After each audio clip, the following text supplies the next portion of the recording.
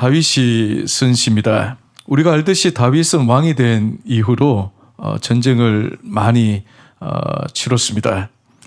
하나님은 그의 손에 피가 있다고 할 만큼 많은 전쟁을 치렀어요. 근데 다윗이 그냥 전쟁터에 나간 것이 아닙니다. 전쟁에 나가기 전에 습관적으로 늘 했던 게 있어요. 바로 기도입니다. 백성들과 함께 이 다윗은 늘 기도하고 난 이후에 전쟁을 치렀다는 것을 알 수가 있습니다. 그 기도문이요, 오늘 본문에 나옵니다.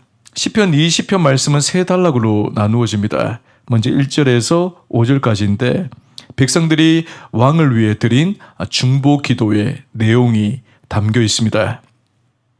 왕은 전쟁에 앞서 성소에 들어가 기도를 했어요. 그때 백성들은 성소 밖에서 또 왕을 위해서 기도를 했습니다. 그 내용이 전반부에 기록되어 있습니다. 둘째 단락은 6절 말씀입니다. 여기는 왕의 기도에 대한 응답으로 선지자의 선포가 담겨져 있습니다. 이 선지자가 하나님을 대신하여서 전쟁의 승리를 선포를 한 내용이 기록되어 있습니다.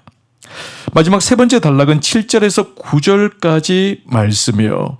왕과 백성들이 함께 하나님을 찬양하는 내용이 담겨 있습니다. 하나님이 반드시 승리를 주신다는 확신에 찬 찬양이 기록된 것이죠. 우리는 이 세 단락의 전체 흐름을 통해서 당시의 어떤 상황을 생생하게 그려볼 수가 있습니다. 지금 전쟁을 앞두고 온 백성들이 성소를 중심으로 모여 있어요. 군대 장관과 또 군인들과 또 백성들이 나열해서 기도하고 있습니다.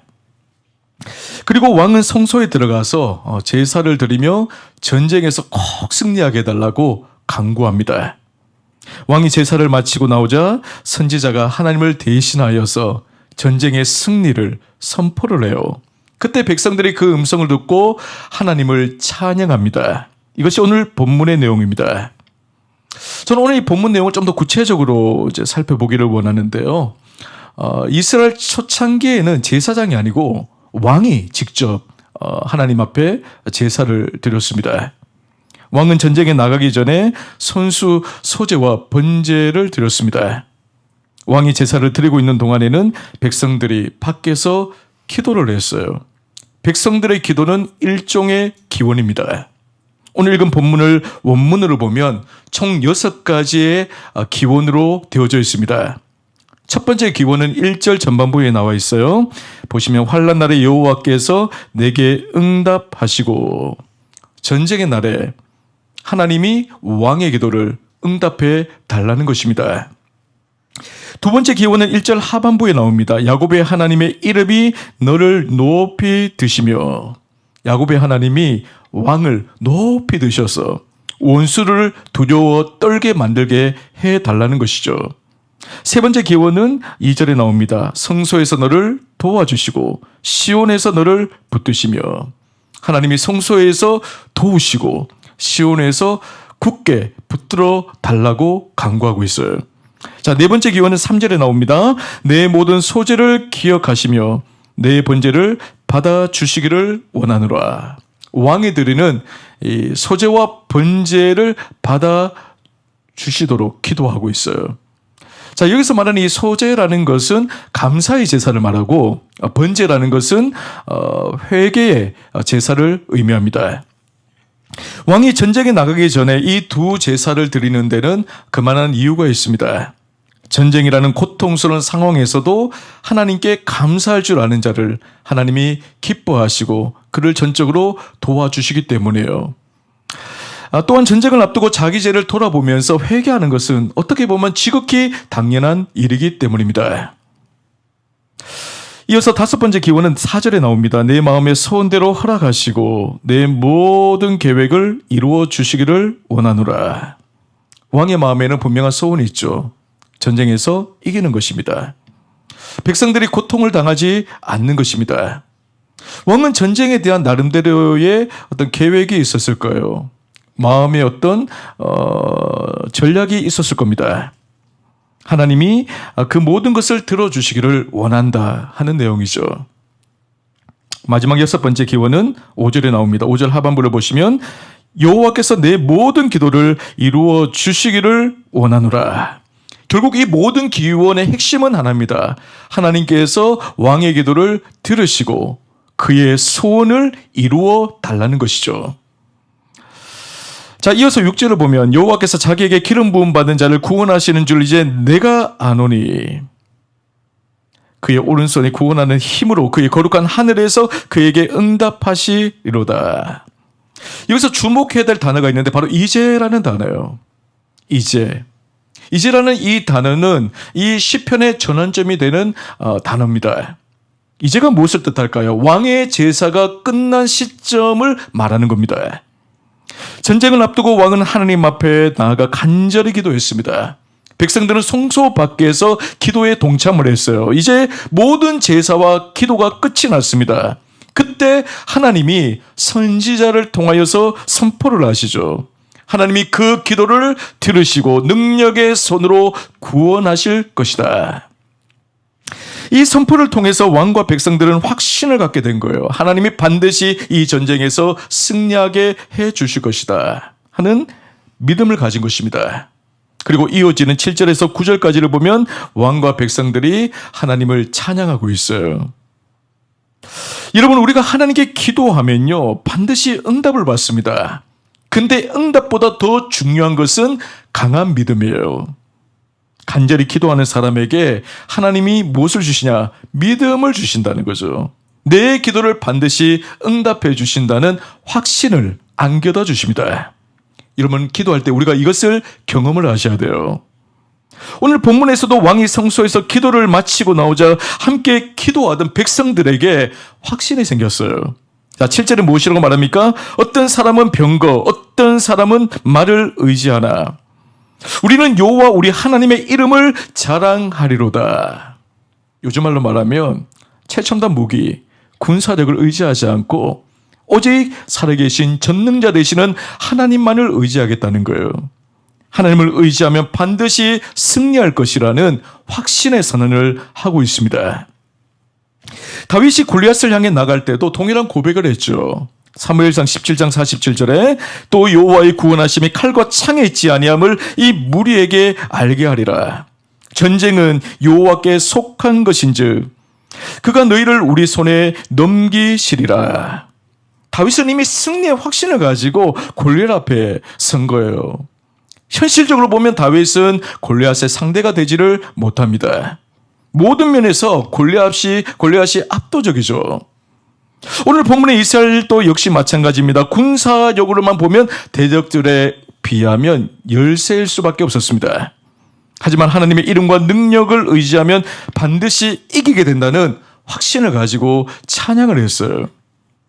이어서 8절 보세요. 그들은 비틀거리며 엎드러지고 우리는 일어나 바로 서도다. 원수는 반드시 패배하고 우리는 승리하게 될 것이라는 믿음의 선포를 합니다. 그리고 마지막으로 9절에 이렇게 고백을 하죠. 여호와여 왕을 구원하소서. 우리를 부를 때에 우리에게 응답하소서. 하나님이 우리의 기도를 들으신다는 믿음의 찬양으로 이 시가 마무리되어집니다. 여기서 우리가 주목해야 될 중요한 사실이 있습니다. 이들의 확신이라는 것이 승리의 확신이라는 것이 그냥 생긴 게 아니라는 거예요. 어디서요? 기도의 자리에서 생겨난 것이라는 겁니다. 그들의 기도가 끝나자마자 두려움은 사라졌어요. 기도가 끝나자 믿음이 생겼습니다.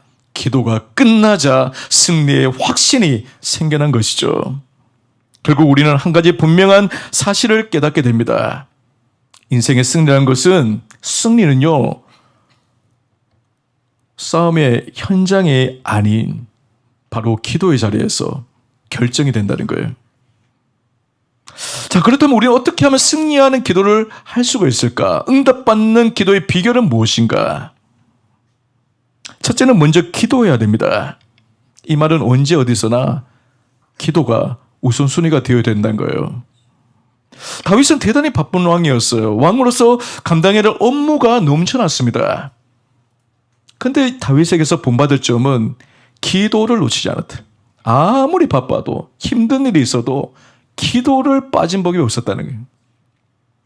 그의 주변에는 기도해 주는 사람들이 많았습니다. 선지자들이 있었고 제사장들이 있었고 경건한 사람들이 포진하고 있었어요. 중보 기도해 주는 사람이 많았습니다. 하지만 다윗은요, 그 사람들을 의존하지 않았어요. 자신이 언제나 직접 하나님 앞에 나와서 기도하기를 게을리하지 않았다는 겁니다. 우리는 오늘 시편 20편을 통하여서 왕의 기도를 배우게 됩니다.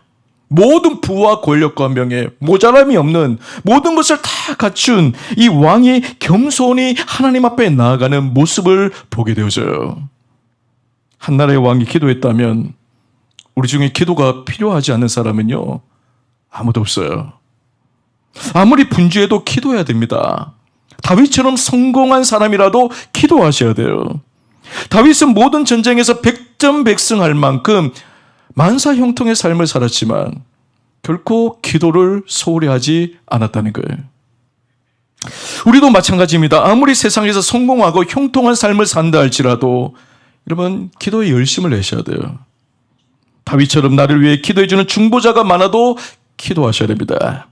기도가 필요치 않는 사람은 아무도 없어요. 한번 생각해 보세요. 우리가 영적인 시험 앞에서 늘 무너지는 이유가 무엇입니까? 왜 한 번씩 영적인 침체에 빠져가지고 쓰러지는 삶을 살아갑니까? 여러 많은 이유가 있겠지만은 주된 이유는 한 가지예요. 기도하지 않았어. 기도에 게을렀어. 나는 믿음 생활을 잘하고 있다고 생각하는데 조그마한 시험이 찾아와도 금방 무너져요. 그때 여러분 자신을 점검하셔야 돼요. 내가 왜 이런 작은 시험 앞에서도 무기력하게 넘어지게 되었는가? 결국은 기도하지 않았어요. 하나님 앞에서는 해결되지 못할 문제가 없습니다. 아멘이세요? 해결되지 못할 문제가 없어요. 아무리 어려운 문제도 하나님 앞에서는 다 해결될 수 있습니다. 하나님의 모든 일에 답이 되시는데 왜 우리는 두려워하고 염려하고 탄식하고 절망하고 한숨을 쉬나요? 한 가지예요. 기도 안 했어요. 물론 여러분 아무리 믿음 좋은 사람이라도 일시적으로 두려움이나 염려는 찾아올 수가 있습니다. 마음의 부담으로 소화불량 불면증에 시달릴 수도 있어요. 하지만 기도의 자리로 나아가 보세요.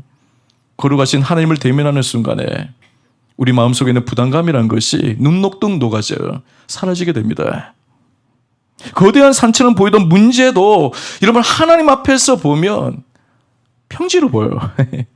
작은 산으로 보여요. 작은 산. 하나님 앞에서 보면. 앤드류 머레이라는 신학자가 이런 말을 했습니다. 내가 은밀한 기도 골방에서 주님 앞에 엎드리면 나는 하나님의 영원한 능력과 접촉하는 것이다. 만일 내가 나의 하루를 주 예수께 맡기면 나는 그분의 무소불위하고 영원한 능력이 나를 보호하고 나를 위해 모든 것을 이루실 것을 확신하면서 평안을 누릴 수 있다. 그렇습니다. 여러분, 우리가 기도할 때 주어진 축복이 뭐예요? 하나님의 그 영원한 능력을 경험하게 된다. 하나님이 나를 얼마나 사랑하시고 나를 지금도 보호하고 계시고 나를 그 환난에서 건져 주실 것을 확신하면서 마음에 뭐가 임해요? 평안이 임한다. 여러분, 기도가 뭐예요? 문제가 아니라 하나님께 집중하는 것입니다. 문제보다 크신 하나님을 신뢰하는 것입니다. 여러분, 하나님께 내 시선이 고정되면요 두려울 게 없어요. 담대해집니다. 세상과 맞서 싸울 힘을, 용기를 얻게 되어져요. 다윗이 전쟁을 앞두고 늘 성전에 나가 기도했던 이유가 뭡니까? 그는 수많은 전쟁에서 승리를 했지만은 한 치 앞도 예측할 수 없는 미래에 대한 불확실성, 두려움이 있었기 때문입니다. 이런 전쟁이라는 것이 99번 승리했을지라도 100번째 패배할 수 있어요. 그게 전쟁이에요. 그리고 지금까지 그 많은 승전보를 올리면서 쌓아왔던 그 모든 것들도 단 한 번의 패배로 다 무너질 수가 있습니다. 미래는 불확실해요. 그래서 그는 전쟁 앞서 날마다 하나님의 성소 앞에 나가서 기도를 했던 거예요. 도와달라고. 제사를 통해 다윗은 하나님의 응답을 받았습니다. 선지자를 통하여서 승리의 선포를 듣고 난 이후에야 비로소 담대함을 가지고 전쟁터에 나갔어요. 우리에게도 기도가 필요하죠. 우리 인생 끊임없는 전쟁의 연속입니다. 오늘날 전 세계 곳곳에 전쟁이 벌어지고 있어요. 우리 각자의 삶도 마찬가지입니다. 어떤 분은 경제적인 어려움이라는 전쟁을 치르고 있고요. 청년들은 보면 취업이라는 전쟁을 치르고 있습니다. 학생들은 대학 입시라는 전쟁을 치르고 있고. 전쟁이라는 말이 뭡니까? 위기 상황을 말하는 거죠. 러시아 속담에 이런 경언이 있습니다. 바다로 항해할 때는 한 번 기도하고 나가기 전에, 전쟁을 하러 나가기 전에 2번 기도하고, 결혼하기 전에는 3번 기도하라. 우리가 기도해야 될 이유는 미래가 불확실하기 때문이에요. 하지만 여러분, 우리는 미래를 알지 못하지만은 하나님은 다 알고 계십니다.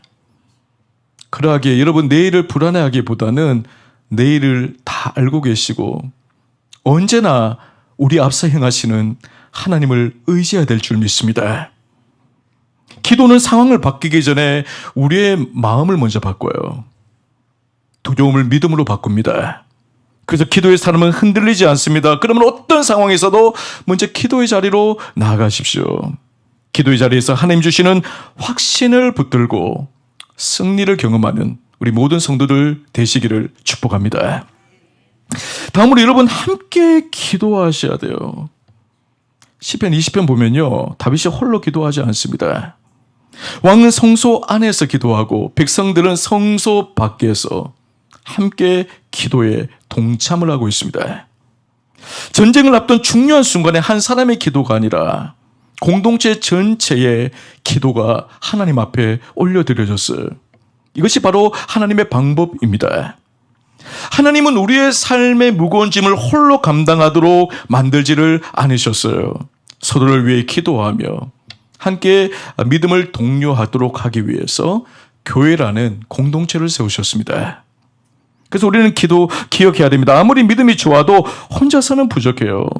아무리 강해 보여도 기도는 필요합니다.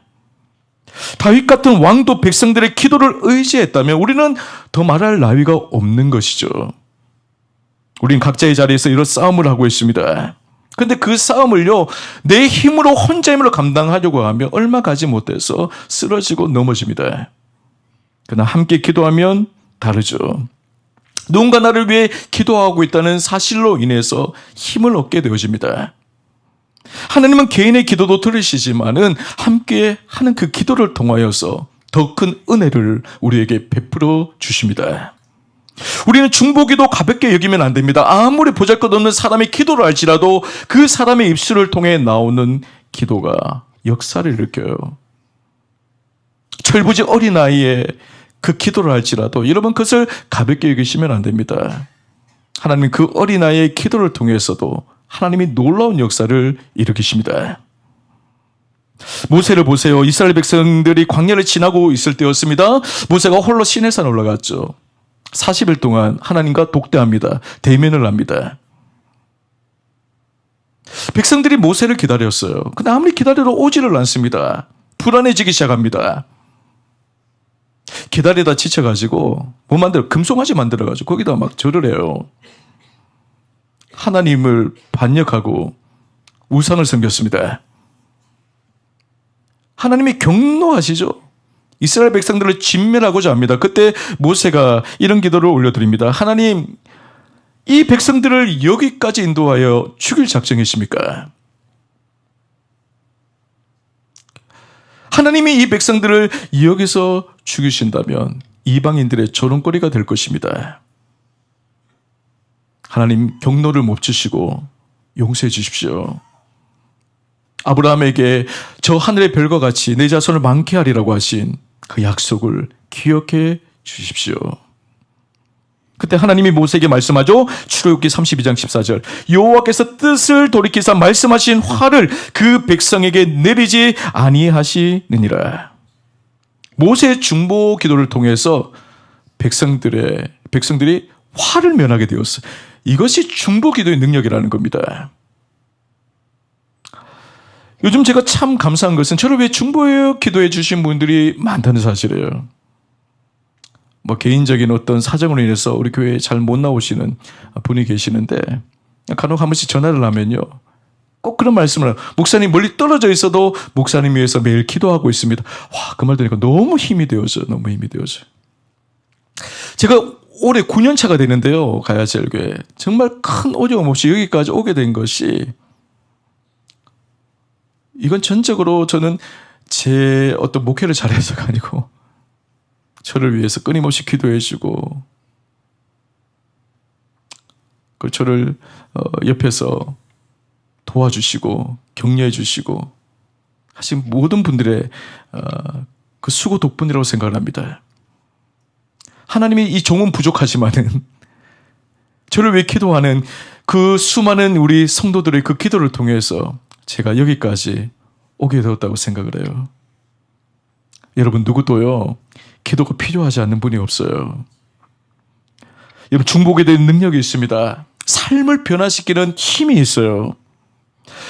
중보 기도의 이 가치를 여러분 제대로 아신다면요 기도를 부탁을 하셔야 돼요. 기도하는 사람 찾아가셔야 돼요. 홀로 세상의 그 무거운 짐을 지고 끙끙 앓지 마시고 주변에 있는 사람들에게 찾아가서 함께 기도를 하십시오. 하나님이 그 중보 기도를 통해서 여러분의 삶을 축복해 주실 것입니다. 인생의 닫힌 문을 활짝 열어주시고 필요한 모든 것들을 풍족히 채워주실 줄 믿습니다. 마지막으로 지도자를 위해서 기도하셔야 됩니다. 다윗이 성소에 들어가서 기도할 때 백성들이 놀고 있었던 게 아니죠. 지켜보고 있었던 게 아니에요. 같이 그 왕과 함께 중보기도 했어요. 이스라엘 백성들이 전쟁을 앞두고 왕을 위해 기도한 이유가 있습니다. 왕이 패배하면요 나라가 망하고 그 여파는 자신들에게 온다는 것을 잘 알고 있었기 때문입니다. 지도자를 위해서 기도한다는 것은 남을 위해서 기도하는 게 아니라 그것은 지도자를 위해서 기도하는 것, 곧 자신을 위해서 기도하는 것입니다. 성도분 기도하실 때 특별히 우리 교육자와 당회원들을 위해서 기도 많이 하셔야 돼요. 교회의 미래는 지도자들에게 달려져 있습니다. 지도자가요 제대로 세워지지 않고 무너져 버리면 그 영적 손해는 우리 모든 성도들이 그대로 있게 되어져 있어요. 하지만 지도자가 바로 세워져 있고 영적으로 충만해져 있고 은혜 가운데 맡은 일을 잘 감당하게 되어지면 그 혜택은 성도들에게 고스란히 돌아가게 되는 것입니다. 뿐만이 아닙니다. 우리는 나라의 지도자 위해서 기도하셔야 됩니다. 디모데전서 2장 2절부터 4절까지 임금들과 높은 지위에 있는 모든 사람을 위하여 하라. 이는 우리 모두가 경건과 단정함으로 고요하고 편안한 생활을 하려 함이라. 이것이 우리 구주 하나님 앞에 선하고 받으실 만한 것이니 하나님은 모든 사람이 구원을 받으며 진리를 아는 데에 이르기를 원하시느니라.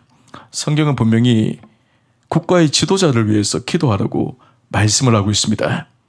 우리가 나라의 지도자 위해서 기도해야 될 이유가 무엇입니까? 두 가지 이유가 있습니다. 하나는 우리가 평안한 삶을 살기 위함이고 다른 하나는 복음 전파의 문이 닫히지 않도록 하기 위해서요.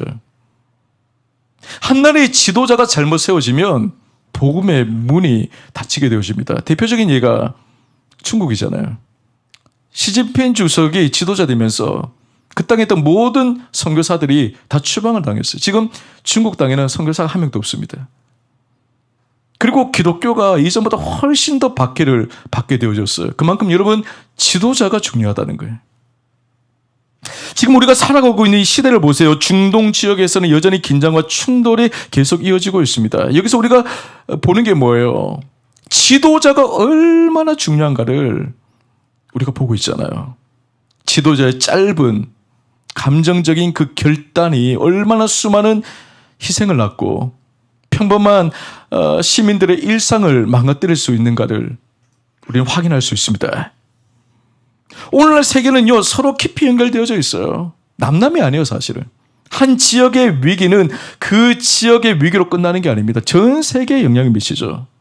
이번 전쟁을 보세요. 에너지 문제와 경제 불안으로 그것이 이어지고 아무런 상관이 없다고 생각했던 우리 각 개인의 삶마저도 위태롭게 만들고 있습니다.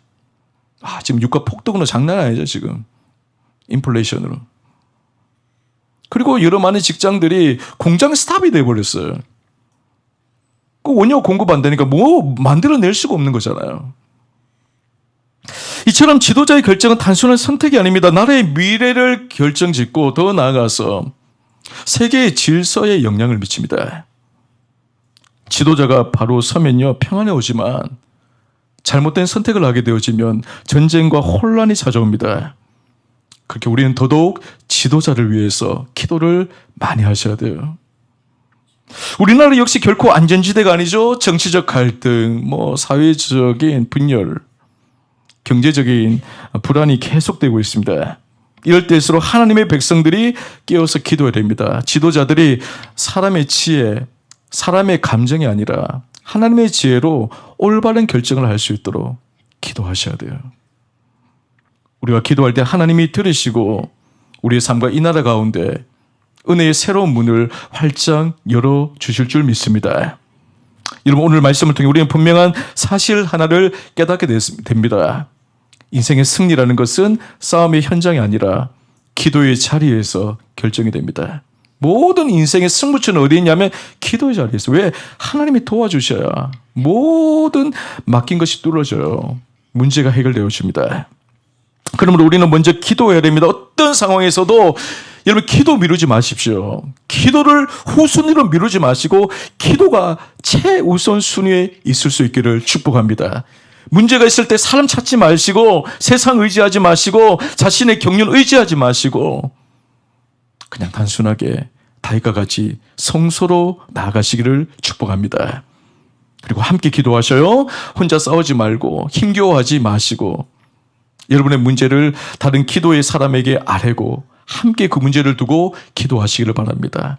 그리고 무엇보다도 교회와 나라의 지도자 위에서 여러분 기도하실 때마다 빠짐없이 꼭 기도를 하시기를 바라고 그 기도를 통하여 그 지도자를 통한 하나님의 축복이 여러분의 각자의 삶 가운데 흘러갈 수 있기를 축복합니다. 오늘 이 자리에 나오신 성도들 가운데 영적인 큰 싸움을 앞두고 계신 분들이 계실 줄 알아요. 또 여러 가지 어려움과 환난 앞에 서 계신 분들도 있을 것입니다. 여러분 기도의 자리로 나아가시고 무엇보다 강한 확신이 임할 때까지 끊임없이 기도를 하십시오. 하나님이 반드시 응답하십니다. 이기게 하십니다. 능력의 손으로 우리를 그 환난에서 건져내 주실 것입니다. 마지막으로 6절 말씀 우리 다 함께 읽겠습니다. 우리 6절 말씀 다 함께 읽습니다. 시작.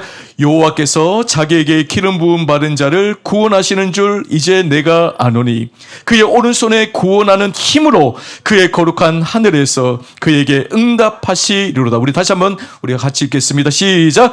여호와께서 자기에게 기름 부음 받은 자를 구원하시는 줄 이제 내가 아노니 그의 오른손에 구원하는 힘으로 그의 거룩한 하늘에서 그에게 응답하시리로다. 아멘. 여러분 이 약속의 말씀을 굳게 붙드시기를 바랍니다. 그래서 기도의 자리에서 늘 승리를 경험하는 우리 모든 성도들 되시기를 간절히 축원합니다.